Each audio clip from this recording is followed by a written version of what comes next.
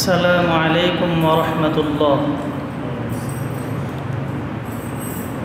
الحمد لله رب العالمين والعاقبة للمتقين والصلاة والسلام على خير خلقه محمد وعلى آله وأصحابه أجمعين. أما بعد فقد قال الله تعالى في كلامه المجيد وفرقانه الحميد: إن الله وملائكته يصلون على النبي يا أيها الذين آمنوا صلوا عليه وسلموا تسليما. اللهم صل على محمد وعلى آل محمد كما صليت على إبراهيم وعلى آل إبراهيم إنك حميد مجيد. اللهم بارك على محمد وعلى آل محمد كما باركت على إبراهيم وعلى آل إبراهيم إنك حميد مجيد. الحمد لله. অসংখ্য অগণিত শুকরিয়া জ্ঞাপন করছি সেই মহান রব্বুল আলামিনের দরবারে, যিনি আমাদেরকে নেক কাজের সাথে জড়িয়ে রেখেছেন, আমাদেরকে সৎ কাজ করার তৌফিক দিয়েছেন। এজন্য সবাই শুকরিয়া জ্ঞাপন করছি আলহামদুলিল্লাহ।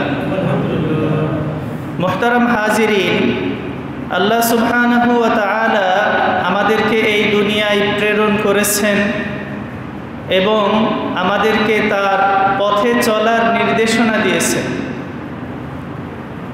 তো আমরা দুনিয়াতে কিভাবে চলব, আল্লাহ তাআলার বিধানগুলোকে কিভাবে মানব, রাসূল সাল্লাল্লাহু আলাইহি ওয়াসাল্লাম তার পুরো জীবনে আমাদেরকে এই বিষয়গুলো শিখিয়েছেন। কিন্তু আমরা শয়তানের প্ররোচনায় পড়ে আল্লাহর দেখানো পথ এবং রাসূল সাল্লাল্লাহু আলাইহি ওয়াসাল্লামের সুন্নাহ এগুলো থেকে অনেক সময় বিচ্যুত হয়ে যায়। এজন্য আমরা সবসময় কয়েকটা প্রশ্ন যদি আমাদের মনে জাগরুক রাখতে পারি, তাহলে আল্লাহর দ্বীনের পথে চলা এবং অটল থাকা আমাদের জন্য অনেকটা সহজ হয়ে যাবে ইনশাআল্লাহ। তো যেই প্রশ্নগুলো সবসময় আমাদের মনে জাগরুক রাখতে হবে, তার মধ্যে এক নম্বর হলো এই দুনিয়াতে আমরা কিসের জন্য এসেছি, 2 নম্বর আমরা কি করছি, 3 নম্বর আমাদের কি করা উচিত। এই প্রশ্নগুলো যদি সবসময় আমার মনে আমি বদ্ধমূল করে নিতে পারি, তাহলে আশা করা যায় এর মাধ্যমে আমার বোধোদয় জাগ্রত হবে আর আমি আল্লাহর দ্বীনের পথে চলতে পারব। দেখুন, আমরা যদি প্রথম প্রশ্ন যে এই দুনিয়াতে আমরা কিসের জন্য এসেছি, এই প্রশ্ন পর্যালোচনা করতে চাই এবং কুরআন হাদিসের দিকে লক্ষ্য করি, তাহলে আমরা দেখতে পাই যে এক সময় আমাদের কোনো অস্তিত্ব ছিল না, আমরা এই পৃথিবীতে ছিলাম না। এরপরে আল্লাহ সুবহানাহু ওয়া তাআলা আমাদেরকে অস্তিত্ব দান করেছেন এবং সঠিক পথের দিশা দিয়েছেন। এই বিষয়টি আল্লাহ সুবহানাহু ওয়া তাআলা সূরাতুদ দাহর এর প্রথম দিকে ইরশাদ করেছেন। আল্লাহ তাআলা বলছেন, হাল আতা আলাল ইনসানি হিনুম মিনাদ দাহরি লাম ইয়াকুন শাইআম মাযকুরা। মানুষের উপর কি কালের এমন এক সময় অতিবাহিত হয়নি যখন সে উল্লেখযোগ্য কিছুই ছিল না? মানে মানুষের উপরে এমন একটা সময় গেছে যখন সে উল্লেখযোগ্য কিছুই ছিল না, তার সৃষ্টি তার অস্তিত্বই ছিল না। এরপরে আল্লাহ বলছেন, ইন্না খলাকনাল ইনসানা মিন নুতফাতিন আমশাজ, আমি মানুষকে সৃষ্টি করেছি মিশ্র শুক্রবিন্দু থেকে, নাবতালিহি, আমি তাকে পরীক্ষা করব, ফাজআলনাহু সামিআন বাসীরা, এজন্য আমি তাকে করেছি শ্রবণ এবং দৃষ্টিশক্তি সম্পন্ন। এরপরে আল্লাহ বলছেন, ইন্না হাদাইনাহুস সাবিলা ইম্মা শাকিরান ওয়া ইম্মা কাফুরা, নিশ্চয় আমি তাকে পথ দেখিয়ে দিয়েছি, আমি মানুষকে পথ প্রদর্শন করেছি, হয় সে কৃতজ্ঞ হবে, না হয় সে অকৃতজ্ঞ হবে। এই জন্য মানুষ দুই শ্রেণীর, তারা কৃতজ্ঞ হয়ে আল্লাহ তাআলার বিধান যথাযথভাবে পালন করবে, না হয় অকৃতজ্ঞ হয়ে আল্লাহর পথ থেকে বিচ্যুত হয়ে তার জন্য পথভ্রষ্টতার পথ সে বেছে নেবে। সূরাতুল মুলকে আল্লাহ তাআলা আমাদের সৃষ্টি কেন করেছেন, আমাদের জীবন এবং মরণ আল্লাহ তাআলা কেন সৃষ্টি করেছেন এটা বলেছেন। আল্লাযী খালাকাল মাউতা ওয়াল হায়াত লিয়াবলুয়াকুম আইয়ুকুম আহসানু আমালা, যিনি সৃষ্টি করেছেন জীবন এবং মৃত্যু, কেন? তোমাদেরকে পরীক্ষা করার জন্য। কি পরীক্ষা করবেন? যে তোমাদের মধ্যে আমলের দিক দিয়ে কে শ্রেষ্ঠ, কে বেশি নেক আমল করে। তো এই যে আমাদের সৃষ্টি, আল্লাহ আমাদেরকে সৃষ্টি করলেন, আমরা পৃথিবীতে আসলাম, আমাদের অস্তিত্ব দিলেন, এক সময় অস্তিত্ব ছিল না। তো আল্লাহ আমাদের সৃষ্টি করেছেন কেন? এটা আল্লাহ সূরাতুজ যারিয়াতের 56 নম্বর আয়াতে বলছেন, ওয়ামা খালাকতুল জিন্না ওয়াল ইনসা ইল্লা লিয়াবুদুন, আমি মানুষ এবং জিনকে সৃষ্টি করেছি একমাত্র আমার ইবাদত বন্দেগী করার জন্য। কিন্তু আমরা এখন কি করছি? আমরা তো আল্লাহ তাআলার ইবাদত বন্দেগী এটা শুধু নামকা ওয়াস্তে করে থাকি, যে আল্লাহ তাআলা আমাদেরকে সৃষ্টি করলেন তার দাসত্ব করার জন্য, আমরা তো এটা ভুলে বসেছি। বরং আমাদের জীবন ব্যবস্থা আমরা এমনভাবে সাজিয়ে নিয়েছি যে এই দুনিয়াতেই আমরা আসি, এখানেই থাকবো, আর এখান থেকে চলে যাওয়ার পরে হয়তো আমাদের কিছুই হবে না। এমন হলো আমাদের জীবন ব্যবস্থার পরিস্থিতি। আল্লাহ বলছেন, বাল তুসিরুনাল হায়াতাদ দুনিয়া ওয়াল আখিরাতু খায়রুম ওয়া আবকা, তোমরা দুনিয়ার জীবনকে প্রাধান্য দিচ্ছ, দুনিয়ার জীবনকে প্রাধান্য দিয়ে দুনিয়ায় তোমরা চলাফেরা করছো, অথচ ওয়াল আখিরাতু খায়রুম ওয়া আবকা, আখিরাতই হলো উৎকৃষ্ট এবং স্থায়ী। মুহতারাম হাজিরিন, এই দুনিয়ার বাস্তবতা এটা আমরা বুঝতে চাই না বলেই আমরা বিভিন্ন ধরনের হারাম অনৈতিক কাজে জড়িয়ে পড়ি, আমরা দুর্নীতিগ্রস্ত হয়ে পড়ি। অথচ এই দুনিয়ার বাস্তবতা কুরআনের বিভিন্ন আয়াতে, রাসূল সাল্লাল্লাহু আলাইহি ওয়াসাল্লাম হাদিসে আমাদেরকে বারবার বোঝানোর চেষ্টা করেছেন, কিন্তু আমরা এগুলো বুঝতে পারি না। এর অন্যতম কারণ হলো যে আমাদের যে সংবিধান আল্লাহ দিয়েছেন, কুরআন এবং হাদিস, এই দুইটা জিনিসকে আমরা অধ্যয়ন করি না। আমাদের দিনের পর দিন প্রতিদিন নিয়ম করে পত্রিকা পড়ার সুযোগ হয়, দৈনিক খবর দেখার সুযোগ হয়, অনেক অনেক জিনিস জানার সুযোগ হয়, কিন্তু যেই পথে আমাদের মুক্তি, আল্লাহ তাআলা আমাদের যেই পথে মুক্তি রেখেছেন, রাসূল আমাদেরকে সারা জীবন যেই নির্দেশনা দিয়ে গেলেন, এগুলো জানার সুযোগ আমাদের হয় না, আমরা জানতে চেষ্টাও করি না। দিনের পর দিন, সপ্তাহের পর সপ্তাহ, মাসের পর মাস চলে যায়, তবুও কুরআন খুলে দেখি না।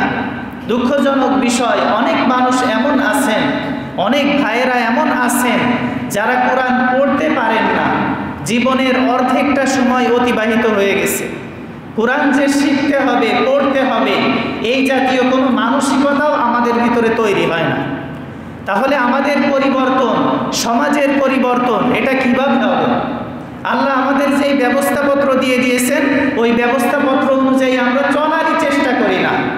তাহলে আমরা যে বলি যে মানুষ দিন দিন খারাপ হয়ে যাচ্ছে, সমাজ ব্যবস্থা দিন দিন রসাতলে যাচ্ছে, যাবেই তো।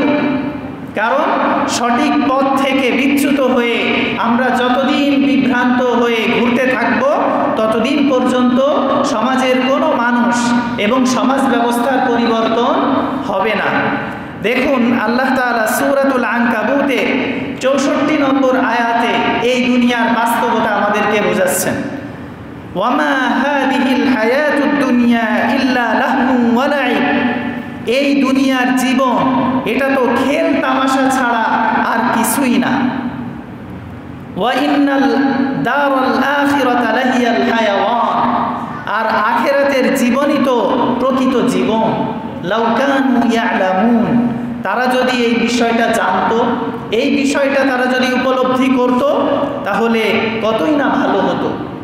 এই যে দুনিয়া দুনিয়া দুনিয়া করে আমরা এত কিছু করছি, আখেরাতের জন্য কিছু করছি না, এই কথা আল্লাহ তাআলা বলছেন। যারা আল্লাহ তাআলার কাছে দুনিয়া চাবে আল্লাহ তাআলা তাদেরকে দুনিয়া দিয়ে দেবেন, আর যারা আখেরাত চাবে আল্লাহ তাআলা তাদের জন্য আখেরাতের অবারিত নিয়ামত রাজি রেখে দিয়েছেন। সূরাতু বানী ইসরাঈলের 18-19 নম্বর আয়াতে আল্লাহ বলছেন, মান কানা ইউরিদুল আজিলাতা আজ্জালনা লাহু ফিহা মা নাশা লিমান নুরিদু সুম্মা জাআলনা লাহু জাহান্নাম ইয়াসলাহা মাদমুমান মাদহুরা। যে কেউ ইহকাল কামনা করে আমি সেসব লোককে যা ইচ্ছা দ্রুত সত্তরই দিয়ে দেই, অতঃপর তাদের জন্য জাহান্নাম নির্ধারণ করে রাখি। যারা শুধু দুনিয়া পেতে চায়, পরকালের জন্য কোনো চিন্তা ভাবনা নেই, আল্লাহ তাআলা তাদেরকে দুনিয়ায় সেগুলো দিয়ে দেন আর জাহান্নাম তাদের জন্য প্রস্তুত করে রাখেন। আর যারা আল্লাহ তাআলার কাছে আখিরাত চায় তাদের ব্যাপারে আল্লাহ বলছেন, ওয়ামান আরাদাল আখিরাতা ওয়া সাআ লাহা সা'য়াহা ওয়া হুয়া মুমিন ফাউলাইকা কানা সা'য়ুহুম মাশকুরা। আর যারা পরকাল কামনা করে এবং মুমিন অবস্থায় এর জন্য যথাযথ চেষ্টা সাধনা করে, এমন লোকদের প্রচেষ্টা আল্লাহ তাআলা অবশ্যই কবুল করবেন। দেখুন, যারা দুনিয়া চায় এবং আখেরাত চায় আল্লাহ তাআলা সবাইকে দেন, এমন না যে আল্লাহ কাউকে দেন না। আপনি যদি দুনিয়াদার হন আল্লাহ আপনাকেও খাইয়ে পরিয়ে বাঁচিয়ে রাখবেন, আর আপনি যদি আখেরাতের চিন্তা করেন দুনিয়াও পাবেন আখেরাতেও পাবেন। আল্লাহ বলছেন, কুল্লান নুমিদ্দু হাউলা ওয়া হাউলাই মিন আতাই রাব্বিক ওয়া মা কানা আতাউ রাব্বিকা মাহদুরা। এদেরকে এবং ওদেরকে, যারা দুনিয়া চায় এবং যারা আখিরাত চায়, তাদের প্রত্যেককে আপনার পালনকর্তার দান পৌঁছে দিন এবং আপনার পালনকর্তার দান অবারিত। আল্লাহ তাআলা যদি আমাদেরকে দিতেই থাকেন, আমরা ভোগ করতেই থাকি, এগুলো কখনোই শেষ হবে না। এজন্য পরবর্তী আয়াতে আল্লাহ তাআলা আমাদেরকে নির্দেশনা দিচ্ছেন, উনজুর কাইফা ফাদ্দালনা বা'দাহুম আলা বা'দ, দেখুন আমি তাদের এক দলকে অপর দলের উপরে কিভাবে শ্রেষ্ঠত্ব দান করেছি। ওয়ালাল আখিরাতু আকবারু দারাজাতিন ওয়া আকবারু তাফদীলা, তবে আখিরাতি মর্যাদা ও দান লাভের দিক থেকে শ্রেষ্ঠ। আল্লাহ বারবার আমাদেরকে বলতেছেন আখিরাতের জীবনই স্থায়ী, আখিরাতের জীবনই প্রকৃত জীবন, আখিরাতের জীবনই শ্রেষ্ঠ, কিন্তু আমরা এইগুলো উপলব্ধি করতে পারছি না। বরং আমরা চাই এই দুনিয়া উপার্জন করে আমরা অনেক বেশি ধনী হব, ধন সম্পদের মালিক হব। কিন্তু দেখুন, আমরা যদি যথাযথভাবে আল্লাহর ইবাদত বন্দেগী করি তাহলে আল্লাহ তাআলা আমাদেরকে ধনী বানিয়ে দেবেন, আমাদের দারিদ্র অবস্থা দূর করে দেবেন। কিন্তু আমরা যদি এই দুনিয়া নিয়ে ব্যস্ত থাকি তাহলে আল্লাহ এই দুনিয়াকে, এই দুনিয়ার দারিদ্রতাকে আমাদের উপরে আরও বেশি করে চাপিয়ে দেবেন। এই কথাটাই তিরমিজির 2466 নম্বর হাদিসে রাসূল বলছেন। হযরত আবু হুরায়রা রাদিয়াল্লাহু তাআলা আনহু থেকে বর্ণিত, রাসূল বলেছেন, ইন্নাল্লাহ তাআলা ইয়াকুল, আল্লাহ তাআলা বলেন, ইয়া ইবনা আদম তাফাররাগ লিইবাদাতি আমলা সাদরাকা গিনান ওয়া আসুদ্দা ফাকরাকা ওয়া ইল্লা তাফআল মালাতু ইয়াদাইকা শুগলান ওয়া লাম আসুদ্দা ফাকরাক। হে আদম সন্তান, হে মানুষ, তুমি আমার ইবাদতের জন্য যথাযথভাবে চেষ্টা করো, তাহলে আমি তোমার অন্তরকে ঐশ্বর্য ধনাঢ্যতা দিয়ে পূর্ণ করে দেব এবং তোমার অভাব অনটনকে আমি দূর করে দেব। তুমি যদি তা না করো তবে আমি তোমার দুই হাত কর্মব্যস্ততায় পরিপূর্ণ করে দেব এবং তোমার অভাব অনটন এগুলোকে আমি দূর করব না। তিরমিজির আরেকটি হাদিসে আনাস রাদিয়াল্লাহু তাআলা আনহু বর্ণনা করছেন, রাসূল বলেছেন, মান কানাতিল আখিরাতু হাম্মা জাআলাল্লাহু গিনাহু ফি কলবি, যে ব্যক্তির একমাত্র চিন্তার বিষয় হবে পরকাল, আল্লাহ সেই ব্যক্তির অন্তরকে অভাবমুক্ত করে দেবেন এবং যাবতীয় বিচ্ছিন্ন কাজ একত্রিত করে সুসংযত করে দেবেন। আর তার নিকট দুনিয়া তখন নগণ্য তুচ্ছ বিষয় হয়ে দেখা দেবে। এর বিপরীতে ওমান কানাতিদ দুনিয়া হাম্মা জাআলাহুল্লাহু ফাকরাহু বাইনা আইনাইহি, যে ব্যক্তির একমাত্র চিন্তার বিষয় হবে দুনিয়া, আল্লাহ তাআলা সেই ব্যক্তির গরিবী অবস্থা এবং অভাব অনটন দুচোখের সামনে লাগিয়ে রাখবেন এবং তার কাজগুলো এলোমেলো এবং ছিন্ন ভিন্ন করে দেবেন। আর তার জন্য যা কিছু নির্দিষ্ট রয়েছে সে এগুলো এই দুনিয়াতে এর চাইতে বেশি কিছু সে লাভ করবে না। মোহতারাম হাজিরিন, এই জন্য আমরা যারা দুনিয়ার পিছনে ছুটছি, দুনিয়ার পিছনে ব্যস্ত সময় কাটাচ্ছি, তাদের চিন্তা করা উচিত যে আসলে এই দুনিয়ার পিছনে আমার পুরোটা জীবন ব্যয় করে দেব নাকি পরকালের জন্য আমার কিছু করণীয় আছে। এই দুনিয়ার মূল্য কতটুকু, আল্লাহ তাআলার কাছে এই দুনিয়ার মূল্য কেমন, এটা অন্য একটি হাদিসে রাসূল সাল্লাল্লাহু আলাইহি ওয়াসাল্লাম বলছেন, লাউ কানাতিদ দুনিয়া তা'দিলু ইনদাল্লাহি জানাহা বাউদা মা সাকা কাফিরাম মিনহা শুরবাতা মা। আল্লাহ তাআলার কাছে যদি এই পৃথিবীর মূল্য মশার একটি দানার সমান হতো, তাহলে তিনি কোনো কাফেরকে এখানকার এক ঢোক পানিও পান করাতেন না। চিন্তা করার বিষয়, এই দুনিয়ার মূল্য যদি আল্লাহর কাছে মশার দানা পরিমাণ হতো, একটা মশার দানা এর কোনো মূল্য আছে? কোনো মূল্য নেই। যদি মশার দানা পরিমাণ মূল্য এই দুনিয়ার হতো, কোনো কাফেরকে তিনি এক ঢোক পানিও পান করাতেন না। যেহেতু আল্লাহ তাআলা কাফেরদেরকে অবাধ জীবনযাপনের সুযোগ দিয়েছেন, তার মানে বোঝা যায় এই দুনিয়ার কোনো মূল্য আল্লাহ তাআলার কাছে নেই। এই পুরো দুনিয়ার মূল্যের চাইতে একজন মুমিনের দাম, একজন ঈমানদারের দাম আল্লাহর কাছে অনেক বেশি। দেখুন, আমরা যে জীবন নিয়ে আছি, এই জীবনের পরিণাম কি? এই জীবনের শেষ পরিণাম মৃত্যু। মৃত্যুই এর সর্বশেষ পরিণাম। আল্লাহ বলছেন, কুল্লু নাফসিন যায়িকাতুল মাউত, প্রত্যেক ব্যক্তি মৃত্যুর স্বাদ গ্রহণ করবে। ওয়া ইন্নামা তুওয়াফাউনা উজুরাকুম ইয়াউমাল কিয়ামাহ, কিয়ামতের দিন তোমাদের কর্মফল পূর্ণ মাত্রায় তোমাদেরকে দেওয়া হবে। এরপরে সফল কাম কারা হবে আর ব্যর্থ কারা হবে সেই কথা আল্লাহ বলছেন। ফামান যুহজিহা আনিন নার ওয়া উদখিলাল জান্নাহ ফাকাদ ফাজ, যাকে জাহান্নাম থেকে দূরে রাখা হবে, আগুন থেকে দূরে রাখা হবে এবং জান্নাতে প্রবেশ করানো হবে, সেই হবে সফল কাম।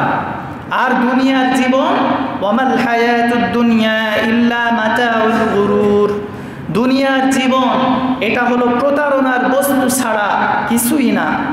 এজন্য আমাদের কি করণীয়? রাসূল আমাদেরকে কি নির্দেশনা দিয়েছেন?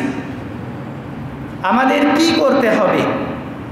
নবীজি সাল্লাল্লাহু আলাইহি ওয়াসাল্লাম ইরশাদ করছেন যে এই পরকালীন জীবনটাকে তোমরা যদি সৌন্দর্যমণ্ডিত করতে চাও, তাহলে আমলের কোনো বিকল্প নেই, ইবাদতের কোনো বিকল্প নেই। সে আমল কখন করবে? যারা যুবক আছে, যারা শিশু আছে, কিশোর, তারা মনে করে আরেকটু পরে গিয়ে ইবাদত করা শুরু করব। যারা যৌবনে আছে, তারা বলে যৌবনকালটা উপভোগ করে নি, বার্ধক্যে ইবাদত বন্দেগী করব। এক পর্যায়ে দেখা যায় যে তার সেই অপেক্ষার সময় আর আসে না। আল্লাহর ইবাদত বন্দেগী করা, আল্লাহর দাসত্ব করার সময় তার জীবনে আর আসে না। এজন্য আমাদের নির্দেশনা আছে রাসূলের। হাদিসে তিনি বলেছেন, সন্তানের বয়স যখন 7 বছর হবে তখন তাকে নামাজের আদেশ দিতে হবে। এরপরে যখন তার বয়স 10 হবে তখন নামাজের জন্য তাকে মৃদু প্রহার করতে হবে। নামাজকে, ইবাদতকে সে যেন তার একটা অন্যতম উদ্দেশ্য, জীবনের শ্রেষ্ঠতম উদ্দেশ্য হিসেবে বাছাই করতে পারে। আগে আমরা আলোচনা করেছিলাম 7 শ্রেণীর ব্যক্তিকে আল্লাহ আরশের নিচে ছায়া দেবে। সেই 7 শ্রেণীর ভিতরে একটা শ্রেণী হলো ওই যুবক যে ইবাদতের ভিতরে বেড়ে উঠেছে, ইবাদত বন্দেগী করতে করতে যে যৌবনে পদার্পণ করেছে। এই রকম যুবক আল্লাহ তাআলার কাছে অনেক পছন্দের। তো ইবাদত বন্দেগী কখন করতে হবে? রাসূল বলে দিয়েছেন, বাদিরু বিল আমালি ফিতানান কাকিতাইল লাইলিল মুজলিম। আধার রাতের মতো ফিতনা আসার পূর্বে তোমরা নেক আমলের প্রতি অগ্রগামী হও। আধার রাতের মতো ফিতনা মানে এমন ফিতনা আসবে, আপনার এত কর্মব্যস্ততা আসবে যে আপনি তখন ইবাদতের সুযোগ পাবেন না। এমন ফিতনায় আপনি জড়িয়ে পড়বেন আধার রাতের ভিতরে, যেমন ভালো মন্দ বাছ বিচার করা যায় না, তখনও আপনি ভালো মন্দ বাছ বিচার করতে পারবেন না। আমাদের সামনের যেই দিনগুলো আসছে, এই দিনগুলো বর্তমানের চাইতে আরও কঠিন, আরও বেশি ফিতনা। এজন্য যারা অপেক্ষায় আছেন যে আরও কিছুকাল যাক তারপরে ইবাদত করব, তাদের ওই সময় আল্লাহ না করুক নাও আসতে পারে। রাসূলের নির্দেশনা অনুযায়ী যে আধার রাতের মতো ফিতনা আসার পূর্বেই তোমরা আমলের প্রতি অগ্রসর হও। তখনকার অবস্থা কি হবে? ইউসবিহুর রাজুলু মুমিনা ওয়া ইউমসি কাফিরা। সে সময় সকালে একজন মুমিন হলে বিকেলে কাফের হয়ে যাবে। আও ইউমসি মুমিনা ওয়া ইউসবিহু কাফিরা। বিকালে একজন মুমিন থাকলে সকালে কাফের হয়ে যাবে। কিভাবে? সে নিজেও বুঝতে পারবে না। ইয়াবিউ দীনাহু বিআরজিন মিনাদ দুনিয়া। দুনিয়ার তুচ্ছ বিষয়ে সে তার দিনকে বিক্রি করে দেবে। দুনিয়ার তুচ্ছ বিষয়ে দিন বিক্রি করার উদাহরণ আমরা তো বুঝতে পারি। যখন আমার কোনো জিনিস প্রয়োজন হয় আর দুইটা জিনিস সামনে আসে, একটা হলো হালাল আর একটা হলো হারাম। আপনি যদি হারাম থেকে বেঁচে থাকতে চান তাহলে ওই জিনিস পরিহার করতে হবে, কিন্তু আমরা তো করি না, বরং দেখি এই প্রয়োজনটা পূরণ করতেই হবে, তখন ওই প্রয়োজন পূরণ করে ফেলি, হারামে জড়িয়ে যায়। এই যে হারাম কাজে জড়িয়ে পড়াই তো দিনকে বিকিয়ে দেওয়া, দিনকে বিক্রি করে ফেলা। একজন মুমিন এমন হতে হবে যে শত বিপদ আপদ বালা মুসিবত, দুনিয়ার জীবন সংকীর্ণ হয়ে যাবে, তবুও সে হারামে জড়াবে না, বরং হারামে জড়ানোকে সে মৃত্যুর মতো কঠিন মনে করবে। এই রকম না হলে প্রকৃত মুমিন সে কখনোই হতে পারবে না।